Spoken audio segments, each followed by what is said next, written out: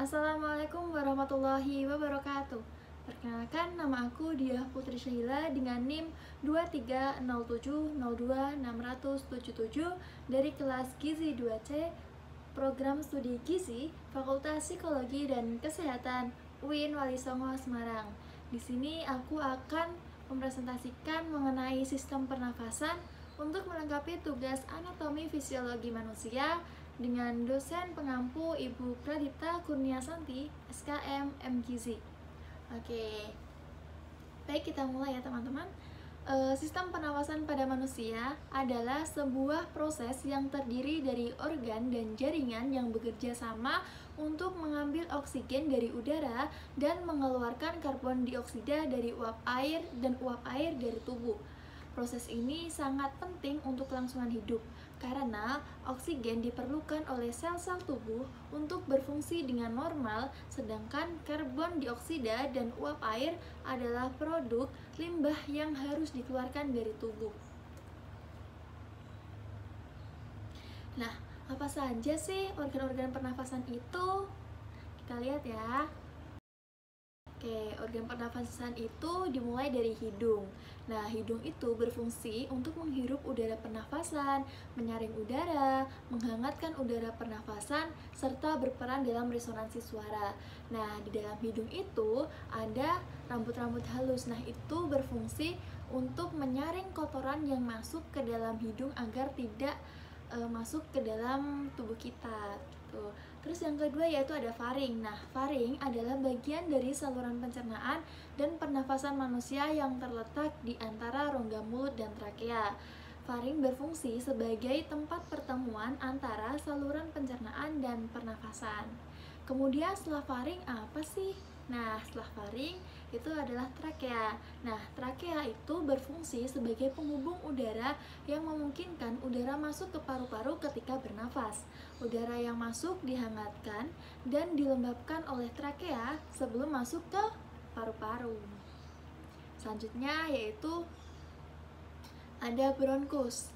Nah, bronkus itu adalah bagian dari sistem pernafasan manusia yang berfungsi sebagai saluran udara yang menghubungkan tenggorokan dengan paru-paru, memungkinkan udara masuk dan keluar dari paru-paru. Setelah bronkus ada bronkiolus. Nah, bronkiolus itu biasa disebut sebagai anaknya bronkus karena cabang-cabang dari bronkusnya. Nah, bronkiolus itu adalah saluran udara terkecil dari paru-paru yang membantu mengarahkan udara ke alveoli, tempat pertukaran oksigen dan karbon dioksida terjadi. Bronkiolus adalah cabang dari bronkus. Kemudian yang terakhir dan yang paling umum dan paling penting yaitu adalah paru-paru. Nah, paru-paru adalah organ pernapasan atau respirasi yang terletak di rongga dada bagian atas, di sisi kiri dan kanan. Fungsi utama paru-paru adalah menukar oksigen dari udara yang dihirup menjadi karbon dioksida yang dilepaskan melalui aliran darah. Oke, nah teman-teman, di sini sudah terlihat ya gambar secara lengkapnya mengenai sistem pernafasan, dimulai dari rongga hidung, faring, terus di bawah faring juga terdapat laring, terus ada trakea, dan trakea masuk ke bronkus, kemudian di bronkiolus, kemudian di dalam paru-paru nanti ada pertukaran oksigen dan karbon dioksida.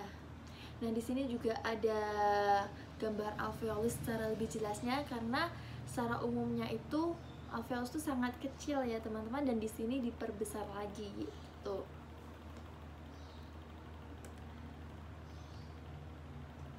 Nah, kemudian apa sih fungsi sistem pernafasan itu? Nah, fungsi sistem pernafasan itu yang pertama yaitu pastinya untuk menghirup dan menghembuskan udara atau untuk bernafas. Nah, udara dihirup melalui rongga hidung dan mulut, kemudian bergerak melalui faring, laring, trakea, dan paru-paru. Saat menghirup, diafragma dan tulang rusuk terangkat, sedangkan saat menghembuskan nafas, otot-otot menjadi rileks, paru-paru menjadi lebih kecil, dan udara dikeluarkan dari tubuh. Kemudian fungsi selanjutnya yaitu pertukaran gas antara paru-paru dan aliran darah. Nah, di dalam paru-paru terjadi pertukaran antara oksigen dengan limbah karbon dioksida. Oksigen yang dihirup mengikat molekul hemoglobin dalam sel darah merah dan dipompa melalui aliran darah. Sementara karbon dioksida dari darah berdifusi ke alveoli dan dihembuskan melalui pernafasan.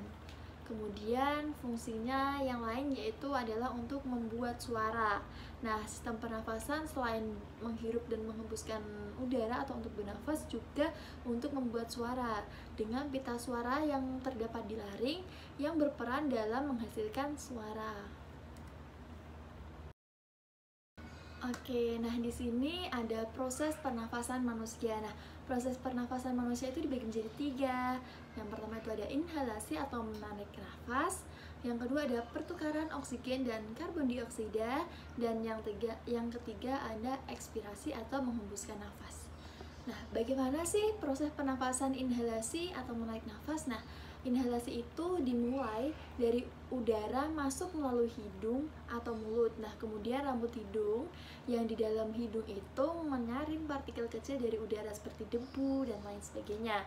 Kemudian udara menuju ke trakea atau batang tenggorokan. Nah, trakea mengarahkan udara ke paru-paru melalui bronkus dan bronkiolus. Kemudian udara masuk ke alveolus, tempat pertukaran oksigen dan karbon dioksida. Nah, kemudian ini nih ada pertukaran oksigen dan karbon dioksida. Nah, bagaimana sih prosesnya? Nah, mula-mula oksigen dari udara masuk ke dalam darah melalui alveolus. Kemudian karbon dioksida dalam darah diangkut ke paru-paru dan dilepaskan ke udara. Yang terakhir itu ada ekspirasi atau menghembuskan nafas. Nah, prosesnya yaitu dimulai dengan otot diafragma yang berkontraksi, mengurangi volume dalam rongga dada. Kemudian tekanan udara di dalam paru-paru meningkat, membuat udara di dalam paru-paru tertekan keluar tubuh. Nah, udara yang mengandung karbon dioksida itu dikeluarkan melalui hidung dan mulut. Nah, selanjutnya yaitu gangguan kesehatan pada sistem pernafasan. Nah, di sini pasti teman-teman sudah bisa menebak penyakit apa saja yang mengganggu sistem pernafasan. Pada gambar pertama ini, penyakit apa ya? Benar sekali. Nah, pada gambar pertama ini adalah penyakit asma. Nah, penyakit asma itu adalah penyakit kronis yang menyebabkan kesulitan bernafas akibat peradangan pada saluran nafas. Gejala asma meliputi batuk kering, sesak di dada, dan sesak nafas. Nah, apa aja sih yang dapat memicu serangan asma? Nah, yang dapat memicu serangan asma itu ada alergi, ada infeksi, dan juga polusi udara. Yang kedua yaitu ada PPOK. Nah, teman-teman tahu nggak sih PPOK itu apa? Nah, PPOK itu adalah penyakit paru obstruktif kronik. Nah, PPOK ini dapat menyebabkan sesak nafas atau ketidakmampuan bernafas secara normal. Nah, gejala biasanya itu meliputi sesak nafas, batuk berdahak, terutama di pagi hari. Nah, kemudian gangguan sistem pernafasan yang ketiga yaitu ada bronkitis kronis. Bronkitis kronis adalah gangguan pernafasan yang terjadi di saluran bronkus menghubungkan tenggorokan dan paru-paru.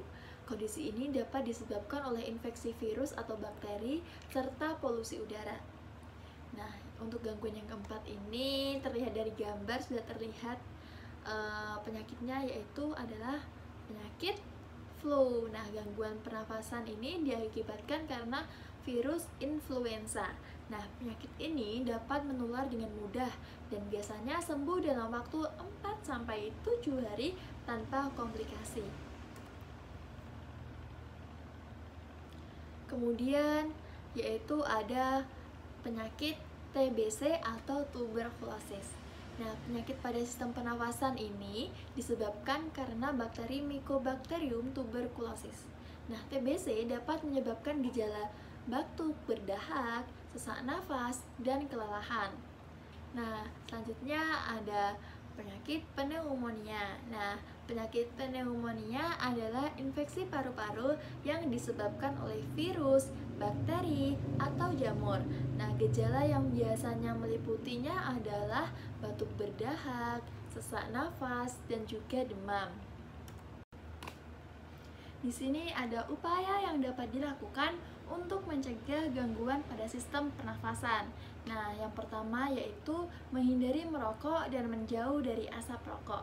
Nah, apabila kita sudah tidak merokok, kita harus tetap menjauh atau menghindar dari orang-orang yang sedang merokok, karena asap rokok yang dihasilkan dari rokok tersebut akan menyebabkan gangguan pada sistem pernafasan. Kemudian minum air putih yang banyak. Nah, kita dianjurkan untuk minum air putih sebanyak 8 gelas per hari atau kurang lebih sekitar 1,5 liter setiap harinya. Kemudian yang ketiga yaitu mengonsumsi makanan sehat. Nah, kita juga perlu nih mengonsumsi buah dan sayuran setiap hari. Kemudian kita juga harus menjaga kebersihan lingkungan di sekitar kita, terus juga berolahraga, serta kita harus dapat menjaga berat badan kita agar tetap ideal. Oke, sebelum aku akhiri, ada quotes dari Anne Wilson Scrive yang berisi, kesehatan yang baik bukanlah sesuatu yang dapat kita beli, namun sesuatu yang dapat menjadi tabungan yang sangat berharga. Sekian yang dapat saya sampaikan. Apabila terdapat kesalahan maupun kekurangan, saya mohon maaf. Wassalamualaikum warahmatullahi wabarakatuh.